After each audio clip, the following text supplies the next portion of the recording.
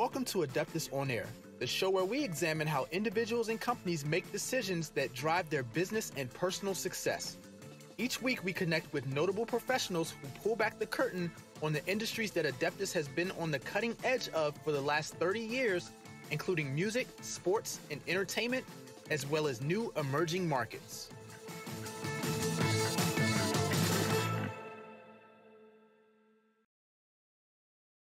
Hello, and welcome to another episode of Adeptus On-Air. I'm your host, Mike Hoffman, and today I am joined by Lauren Connolly. Lauren, how are you today? I'm great. How are you? I'm doing well. So so I don't get it wrong, I usually like to make eye contact, but I am going to look down and read something because I want to get your entire bio right, so I apologize. Lauren is a multidisciplinary artist with a passion for art and biology, stemming from childhood days surrounded by wildlife magazines, dreams of creating beautiful art, and countless days exploring the forest. While pursuing a degree in maritime studies, she explored her artistic talents in watercolor and photography, ultimately finding her niche.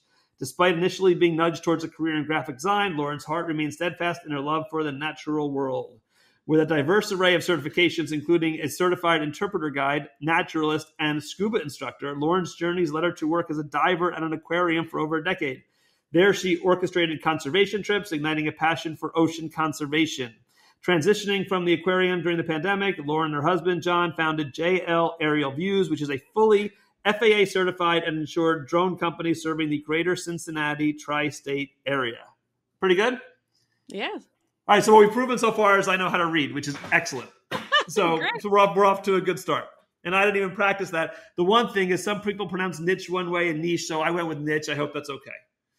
Totally fine. I'm not bougie enough to say niche, so I just go with the non-bougie way of niche. So, but it is good having you here. There's a lot of kind of stuff to get to here. So let's start with this. Since you talk about your creativity and your love for watercolors and all that kind of stuff, for those of you watching this and not listening, there's some beautiful pictures right behind you. Are these your creations or?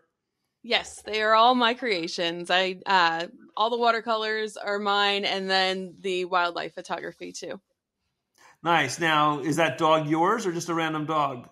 That was one of my commission pieces, and I was just testing out the frame, and then I never took it down, but it's so heavy. Well, I got to leave them up there. It's funny because it totally doesn't go with the rest of the pictures, but the funny thing is until you moved to show me the other ones, I didn't even see it because you were blocking it. So when you moved, I'm like, oh, that's cool. Yeah. Yeah, thanks. Yeah, a lot of my pet portraits are the fun like splashes and splatters, and I use, instead of like boring blacks and tans and stuff like that, I'll use browns and purples blues and purples and stuff like that. Yeah, no, you're very talented, no doubt.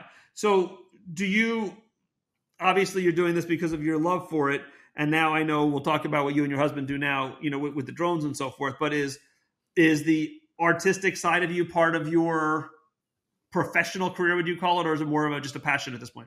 So that is kind of a funny and long story. So for about 4 years, I have been kind of sneaking my wildlife photography and artwork under JL Aerial Views. Like, we'll go to art fairs, and that's my way of kind of suckering my husband to go with me. I'm like, it's got our company name on it, and we're promoting the drone business. And he's like, but this is all like your art stuff. So just last week, I filed with the state of Ohio for a doing business as. So I will still be doing it under JL Aerial Views, but it'll be under the title Wild Developments. Nice. And so it's kind of like a two-pronged thing because there's your artistic side, but then there's also the photographic side. Yeah. So equal passion for both, or is one like your true love? It depends on the season. So like in the wintertime, I'm doing a lot of painting, and it's beautiful here in Cincinnati, Ohio right now. So I've been spending a lot of time outdoors doing photography. Yesterday, we were filming at the Cincinnati Nature Center with our drone there. So it depends on the season, which is great because in the wintertime, we don't really get a lot of drone jobs. And next week, I will be going out to Cades Cove and taking as many photographs of bears and coyotes and owls as I can. From a safety standpoint, I mean, are these... Forget the owls, but you did mention bears. Bears can be somewhat intimidating. So when you're photographing them, are they in an open area that you are open with them, or are you in a protected area? So Cades Cove, for anybody that's not familiar, is about an 11-mile loop around the Smoky Mountains, and it's a park, and they do have lots of naturalists roaming around, and you drive around the loop, and if you see something cool out in the field, you can pull over and get out and look at the bears. I've seen some people get quite close, and some people like to try and feed the bears and do all sorts of crazy stuff, but that's why the naturalists are there, to try and remind people how to interact with the wildlife safely. But you conceivably could have a direct interaction with a bear. Yes, conceivably. Hopefully not too close, but yeah. Right. Because we have here, I'm in New Jersey, we have the animal safaris, similar to what, where you take your own car, you pay, and you drive through an area. And there's the times where the giraffe will literally come right up to your car, or you can't get past because the elephant has decided to take a little break in the middle of the road kind of thing. So they get right up to you, but you are protected by your car. Right. Yeah. I could stay in my car the entire time, but I like to get out and look around a little bit. Have you ever had any situations where you got a little too close for comfort? No, I usually stay a pretty safe distance. I have a 600 millimeter camera, so I can zoom in pretty close. The only time I've ever been scared was when I was at Big Bone Lick State Park in Kentucky, and I was taking pictures of bison, and they are behind a fence, and there was a dog that somebody had brought in, and the bison were just going crazy after this thing. And the dog finally left, and I'm trying to take a picture, and the bison charged at the fence and stopped right before. And I'm like, oh my gosh, like I could only imagine. I can't believe people at, Yellowstone that get so close to these bison. That is a huge, powerful animal. It's funny. I saw a clip a couple of weeks ago, different example, but same example. It was what do they call it? It was a trainer who worked with, I think it was lions. And I guess she left and then came back 7 years later to visit those same 2 lions that she trained. Now, you got to be full of guts or very confident in the bond that you formed, because she goes right up and they sniff her and they're literally jumping on her where their paws are on her shoulders, hugging her. And you see the teeth. And they're as close as this microphone is to me. And I'm thinking to myself, like, that's pretty cool. I'm also thinking to myself, are you insane? Because let's face it, it's not a human. It's, and you hear these tragic stories once in a while. Wasn't it one of those guys, those big animal tamers, that one of them got attacked by their animal in one of the shows in Vegas or something a couple of years ago? Oh, yeah, Siegfried and Roy. Yeah, I couldn't think of the name. Yeah. So it's like it's an animal, so you can control them the best you can, but at the same time, it is an animal. Mm-hmm. So, yeah, I understand why you'd be concerned, because that a thin fence, a strong bison, I imagine, it wouldn't be the most shocking thing in the world for that fence to come down. Yeah, for real. And I do believe animals are very, very smart. When I worked at an aquarium, there was a sea turtle there. And when he was in his, like the tank that was kind of off to the side of the shark tank where you'd bring him in to feed, he knows the people that would feed him. And he would swim close to the edge and open his mouth because he recognized that's the person that feeds me. And there was a person on my team that did not like sea turtles, and every time we went into the tank, this animal would bug the crap out of him. Really? And I think he did it on purpose because he knew that he sensed the vibe. Yeah, he totally sensed the vibe. So I think animals definitely pick up on whether or not you have good intentions. Yes, I will give you that. However, if I had a good intention with those 2 lions and they don't know me, I have a feeling they're still reacting differently to me than they are to this person for 8 years. That might also show their brilliance for remembering someone from 8 years ago, but also like realizing that not the smartest thing, realizing, okay, I'm a person, I'm not dinner, which I guess potentially could be a problem. So the aquarium, so you were a diver at the aquarium. So, which I think I've always thought that was the coolest thing when you're, at one of these things and you see someone like down there for like minutes on end, like feeding the animal, is that what you did? You were... I was in charge of the people that would come in, and oftentimes I would go and do the dive shows in the Shark Tank, and people would always ask me, aren't you afraid in the Shark Tank? And honestly, I would much rather give a presentation from inside a Shark Tank than in front of all these people, like on the dry side. I don't know why. Animals are predictable. Like I can read their behavior, and the types of sharks that we had in the tank are not aggressive sharks. You're more likely to be struck by lightning than you are to be bit by a shark. And I am testament to that because I worked in the aquarium and was diving in the tank for over 10 years. And when I quit my next beach vacation, I got a ground strike from lightning. It hit you? Yeah. And I survived.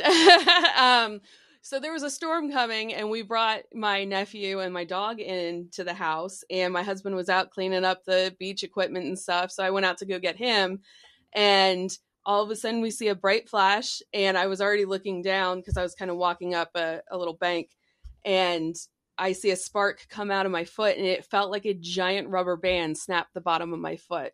So thankfully it wasn't a direct strike, and I ran inside. We didn't go to the hospital because it was during COVID. And I'm like, I don't want to, I'm still alive. My heart's beating. I don't have any weird side effects. So I didn't want to, risk going to the hospital then. And it totally changed my life from that moment on. I'm like, literally lightning can come from the sky at any moment and you can be gone. So you might as well live your life while you have it. Wow. And days later, there were no repercussions besides your foot hurt a little bit? That was it? I still, to this day, have a little bit of a tingle in my foot. I don't know if it damaged nerves or whatever, but yeah, that's it. I don't have any superpowers yet. I'm still waiting for those to come in. But you never got it looked at, even a few months, even after COVID, you never had your foot looked at, or? I told the doctor when we finally went, and it was a year later, we finally went and got checked out, and he's like, yeah, you're fine. There's no long-term. It's going to be like that kid movie, Rookie of the Year, where the kid could suddenly throw a ball 100 miles an hour. Have you tried kicking a football? I'm going to immediately after we hang up. I'm telling you, you're going to make 95-yard field goals. The Bengals are going to sign you this year, and you're going to kick a suit. I'm going to be kicking Joe Burrow out. That's right. They don't need him on the field. Look at the ball on their own 5-yard line. You'll kick a 110-yard field goal. It'll be fine. That's right. That would be kind of cool, wouldn't it? Mm-hmm. Man, I'm telling you right now, looking at you, you have Disney movie written all over you. That'd be great. Yeah, right, exactly. So you spend all that time in the tanks, and it's funny you said that because I know a lot of people who have fear of talking in front of people. So your fear for that is so great that you'd literally rather throw yourself into a pool with sharks, which I would use as an analogy of the worst possible thing to do. You'd rather go in a pool with sharks than to stand in front of 100 people and talk to them. Yeah. Okay. I would choose option B, and I would just assume talk to people. Yeah. But I was still talking to him, but it was from inside the shark tank. It just in your scuba gear, you have a little microphone underneath the... Yeah, you wear a full face mask and you're hooked up to a microphone, and there's somebody on the dry side talking to the guests. And that was what I did for the first 5 years. I was on the guest side, and I just love being in the water so much more because I don't have to control the crowds or really be that close. I can still talk to them, but I'm not dealing with all the crazy people. No, I get it. So ever have any interest working at one of those other parks like a SeaWorld or anything like that? Those dolphin shows, or were you just more so with the animals that can just eat your head off? After I quit the aquarium, I realized that all the things that I loved about the aquarium, I can do out in the wild. It took me a long time to go scuba diving again after I quit. And when I finally did, I was in the Virgin Islands, and I thought I was never going to dive with a loggerhead sea turtle again. And the week that we were there just so happened to be an injured loggerhead sea turtle that came into that area. Usually they're a little bit further north, or they go far out east to Africa. And I see this thing chewing at something at the bottom, and I was able to kind of get close enough and see it was chewing on plastic, and I was able to grab the plastic, without interacting with the animal really. And we reported it to our local dive shop, and they got somebody to come in and they rescued this animal. And I'm like, that's so cool. I never thought you don't really see loggerheads. They're pretty, they hear divers and they swim away. Green sea turtles you'll see from time to time, but it's the first time I've ever heard anybody seeing a loggerhead. So it was definitely really cool. But going back, what I read before, you obviously have such a strong passion for wildlife and things like that. I can't believe it just stems from wildlife magazines. There had to be some other influences in your life that kind of gave you that passion? Is it something your family was into as well, or is this really something that you kind of went rogue from the rest of the family and where they're all hunters trying to kill animals and you're like, hey, I want to save them? No, I think it does stem from childhood. My dad was out working in the yard. He would see toads or little bunnies or whatever was out there, and he would get me and show me the animals. There was one time he accidentally hit a bunny with a mower, and it was just bleeding a little bit. It wasn't like a really bad injury, and we cared for the animal together. And I mean, to this day, I'm an animal rehabber. So I think that kind of goes back to, I can blame my dad. We could blame our parents for lots of things. That's true. This is a good thing, I guess. Yeah, well, in this case, blame is the wrong word, I guess. Is, obviously you love it so much. So this is a good thing. So how then from all this did you then get into drones? Because obviously someone has to have a passion for the technological aspect of that, which I'm going to guess was probably more your husband. Yes, for sure. So when I was furloughed during COVID, we were like, oh gosh, what do we do now while we're waiting for our job to open back up? Yeah. And I kept seeing ads for drone photography for real estate. And I was trying to talk my husband into it. I'm like, look, I love taking pictures. You love geography and maps and all that technical stuff and video games. I'm like, what if we combine our loves and we start this drone business? And thankfully, right at the same time, he was retiring from the military, and they've got a program for civilians where they kind of hook them up with a mentor. And they had just that year had a drone mentor. And he's like, well, I guess this is meant to be. And they paid for him to get his FAA certification. I had to pay for my own. And they paid for the website and our business cards and everything. So they really helped us get up on our feet, or to take off, so to speak, pun intended. And so that's been a lot of fun. He's been getting into the first person view drones. Are you familiar with that? I know. I know drones on a very, low level. So feel free to treat me like a dummy with this. So those are the kind of drones where they're itty bitty and they can fly through really tight spaces. You can fly indoors and outdoors. And like, those are the ones where there was a really viral video where this drone went through a bowling alley and like followed the ball down and through the gutter and everything and out the other side. So he's been into those, and you wear the goggles and it is just like you are a bird flying around. It's really cool. So, and it feeds his love of video games, I think. Of course. Yeah. So when I think of drones, I think what you see on TV, and I basically, think of it as like a remote control airplane, for lack of a better word, where I'm on the ground and I'm controlling the drone. And obviously there's a lot more to it. So when you think about, like, you just talked about, and if you go on Zillow or anything like that, and you look at like real estate photography and things like that, it really is amazing how nowadays, if you don't see that, it's like, why don't I see the aerial shot? It's really become very, very customary. And that's kind of evolved. The funniest story I remember hearing about that is it was Matt LeBlanc from Friends. Mm-hmm. He was telling the story that when the show first became big in the first year, he's watching the news. And he's watching the news, he kind of hears, it wasn't a drone, but it was a helicopter above his house. He's like, well, this is weird. And as he's watching the news, it's basically 6 shots of each of the friends' houses from above their house. All live. That is scary. And it wasn't drones, because obviously now you're going back to, when would this have been? Maybe early 2000s or whatever. Mm-hmm. And this is the funny part. He says, so I'm looking at this, and all I keep on thinking is, damn, I need a new roof.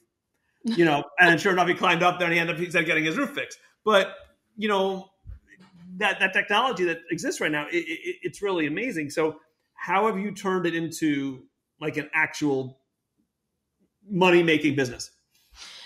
So we thankfully have a realtor right here where we live that hires us pretty regularly for real estate jobs. And she's been a godsend, but it really depends on the market, because there was a period of time where houses were selling so quick, they don't really even need, drone photos. The other thing that we've been trying to niche down more with that FPV, because we can get some of those shots that other people can't. Like, that's originally why our real estate lady hired us to be her drone people, is because she wanted to get a video going up this really long driveway, and it had a bunch of overhang with the trees, and no other drone can do it. And she's like, could you guys do it? And we're like, yeah, too easy, no problem. She's like, we've had so many people try and do this. How are you able to do it? And they're like, we got the tools, don't worry. And, from there, we went literally up the driveway, through the house, and over the lake, and they were just blown away. So that's niching down has really helped us. The other thing that we do is we have a thermal drone, and we've gone out and find missing pets. And wow, that is becoming a big thing. We're working with, it's called Fido Tracker, and I think that's local to the Ohio area. And they have drone pilots for different counties, and we're covering our county. And, time really is of the essence when it comes to trying to find your animal, and that thermal definitely helps. You're like Ace Ventura Pet Detective a little bit here. That was one of my favorite movies growing up, so that makes sense. Alrighty then, there you go. And again, Courtney Cox, Back to Friends again. See, just two references there. This is like the Kevin Bacon game. Yeah, but so how does it work with the animals? Meaning, is it something where they have to wear something on them, or is it just a matter of, like, how are you finding, a lost dog? Like what's the process in that? So with the Fido Tracker, it is a subscription service. So their animal goes missing, they call up, we go out and find them. Previously, it was just word of mouth and, hey, does anybody know a person with a thermal drone? And, all they need is a heat signature, and we're able to find them. Yeah. Now, where will the drone work? Meaning, if I find the lost dog and I put them in my house, not stealing the dog, I'm holding the dog until we find the owner. Will a drone pick that up, or does the dog actually have to be like in direct contact with the... They would have to be in direct contact. So thankfully, the few times that we've done our own, finding the dogs was in the winter time, and the leaves were off. So even right now with all the leaves on the trees, it's pretty hard unless they're along like the tree line or something. If they're deep in the forest, it would be hard to find them. Interesting. So the subscription basically comes with you, meaning that's why you have this. So if they get lost, they call a number, then automatically you guys go to work. Yep. Interesting. That's a very... Are you like the only model of that like in the country? I mean, I've never heard of that before. Or is that something that's all over the place? I'm not sure if it's all over the place. My husband deals with Fido Track a little bit more than I do, so I would have to ask him. But so Fido Tracker is a separate company that you kind of contracted with. Yeah, exactly. And they also, the owner separately helps police departments in finding missing people. And, that's great for people with dementia that don't know where they are. Because they'll wear an ID bracelet or something along those lines as well? I'm not sure about that. But like if somebody is missing, they call and say, they're in this area. We need help trying to find this person. Criminals, things like that. So now this is where I'm going to really sound stupid. I apologize. How do the drones operate? Like I said, my image is, there's your husband sitting in a chair, playing a video game. But I imagine it's probably a little more sophisticated than that. Yeah. So there are drones of all sizes. Our littlest one is probably a little bit bigger than the size of like a cell phone. Yeah. All the way up to our biggest one. I don't even know how to explain it. Maybe about the size of a printer or something like that. A small printer. And it's got a separate remote. And, we hook them up and file a before you fly with the FAA, and we're good to fly. And how far away can the drone go from where you are operating it? That depends. So it depends on like where we are in the air column on airspace. So we're limited to 400 feet, and that's in, a G airspace. You're good to go. And in places close to an airport, you could be limited to maybe 50 feet, maybe 100 feet. So it all depends on what airspace class that you're in. And then as far as how far away from you it's going, it's all about line of sight. So like yesterday when we were at the nature center, there's lots of trees around. We couldn't go very far. But if you are, oh gosh, somewhere you can see for miles and miles, you're probably only going to want to go maybe 1,000 feet or something before you will start to lose signal. So if you're looking for a missed dog, you're constantly probably moving. So if your husband's the one doing it, he's constantly moving so the drone could go to a further area. Yes. Yeah. That was a lot of, take off, look around, bring it down, drive somewhere else. Interesting. Yeah, that's fascinating. So how do you see that evolving over the next 5 to 10 years? Like, what do you, obviously, I know you guys are, I'm sure as business owners, you're looking, how can we expand this? How can we, so what other capabilities do you think this thing potentially can have that you haven't tapped into yet? Well, I know that there are some places that are looking into like drone delivery and, oh gosh, there's so many uses. Honestly, I think we're trying to focus on the FPV version or style, I guess I should say. And there's so many TV shows and movies where you get that different perspective. So instead of doing it from a plane, you're doing it from a drone. That's fascinating. That's really cool stuff. So now back to what you do. I know we're bouncing around here. So you do the painting, you do the photography, and you also do journaling. Yeah, I do. Is that just for yourself, or is that you share? That's nature journaling.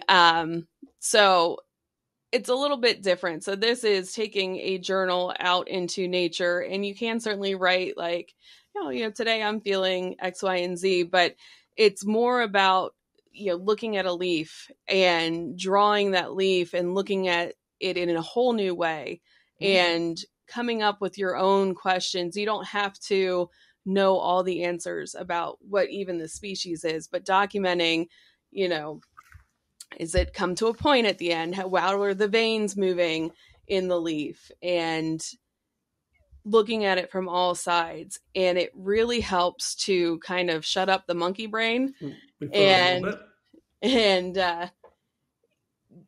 being present in the moment. And there's so many health benefits with nature journaling. It's like kind of grounding yourself in a way.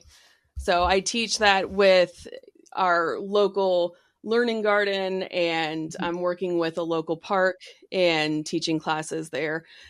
There's all sorts of different activities and ways to look at our world in a curious way and learn more about it and yourself. So have you been in your area, what I'll call them, I don't say Midwest, because you're a little east of the Midwest, that Cincinnati, Kentucky area? Is that where you've been your entire life? I was born in New York and lived there for about 5 years. Most of my family lives out in Jersey. Whereabouts? Newton. Yeah, sure. So, yeah. Well, I was born and raised. I'm still in Jersey, so. I was going to ask you about the wildlife park. I meant to ask you where that was at, because we go out to Jersey all the time. Yeah, you're asking the wrong person. I guess that's what Google's for. Exactly. Yeah, why don't you tell me where the New Jersey Wildlife Park is? All right, yeah, I'll get back to you on that. But yeah, when I was around 5, we moved out to Cincinnati, and we do consider ourselves the Midwest here. Yeah. Now, because of your love for the outdoors, is there a certain area that you'd love to spend a few months and just like really exploring nature?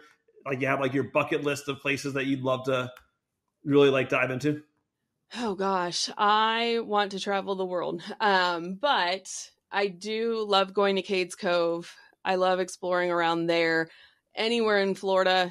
Florida is so diverse. You've got freshwater springs, you've got the beach, you've got the Gulf side, you've got the Atlantic side, you've got the Everglades. There are just so many different places to explore in Florida. I could spend years and years exploring that place. Have you hit all the like the national parks in the US and stuff like that, or? No, that is on my list. Yeah, I was going to say, I figured that would be an area you definitely want to.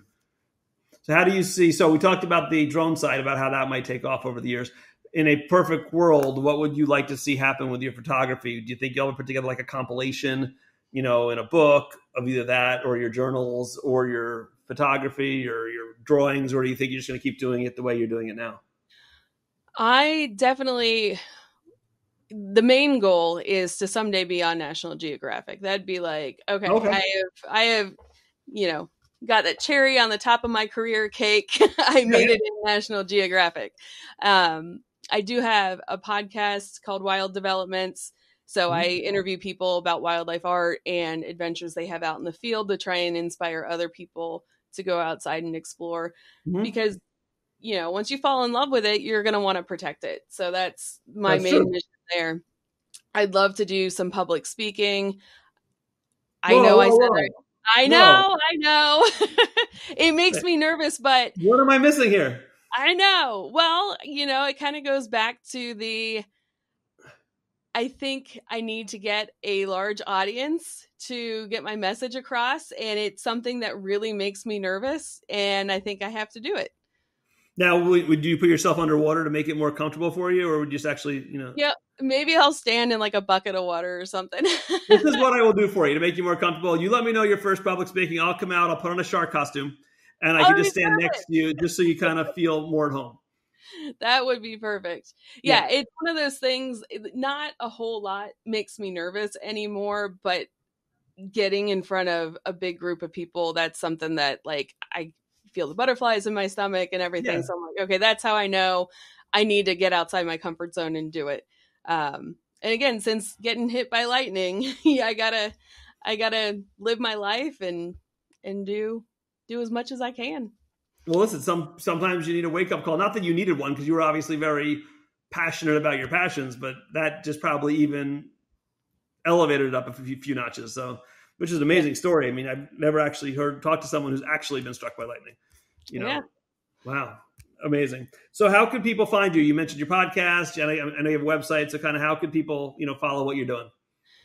Well, you've got jlaerialviews.com, and we're on all the social medias there, and then wilddevelopmentstudios.com, and then the podcast is just called Wild Developments. So, and then I'm on all the social medias there too. And the podcast can be found like through Spotify and all the normal channels? Yep, everywhere you can listen to podcasts. All right, perfect. Well, listen, I wish you nothing but the best. This is, I admire you for like totally following your passions for so long and keep working on it. And I have no doubt you will one day be on National Geographic. Thank you. A pleasure. Thank you very much. Thanks for listening, everybody. Thanks for listening to Adeptus On-Air. If you like this episode, please subscribe and leave a review. The views and opinions by the podcast speakers and guests are solely their own and do not reflect the opinions of Adeptus. This podcast provides general information only and is not intended to constitute advice.